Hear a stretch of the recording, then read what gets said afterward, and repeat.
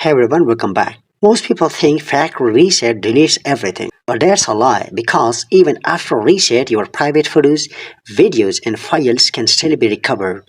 And if you are selling your phone like this, you are literally handing over your data to strangers. Today I'm gonna show you the exact method to permanently wipe your phone so nothing comes back. Let's start with the biggest mistake people make. They delete files but forget about the cloud. If your Google Photos, Google Drive, or iCloud is still synced, your data can come back anytime. So first, go into your settings and turn off all cloud syncing. After that, sign out of your Google account on Android or Apple ID on iPhone. This step is important because it removes the connection between your device and your data. Now take out your SIM card and SD card if your phone has one. And most people forget this and their data stays inside. Now let's properly wipe the phone.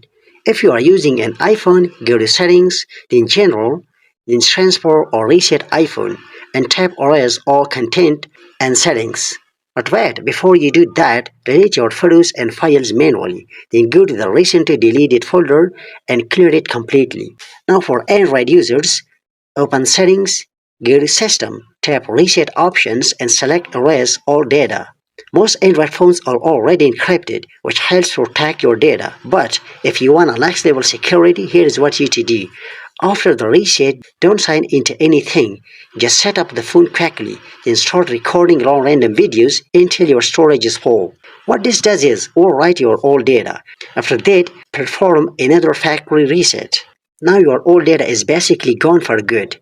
For a final check on Android, open a file manager and make sure nothing is left. On iPhone, you should see the hello screen like a brand new device.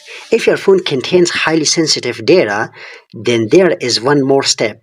You can use trusted erasing tools like Dr. Phone to overwrite everything completely before selling or disposing of your device. But remember this, nothing in tech is over 100% guaranteed.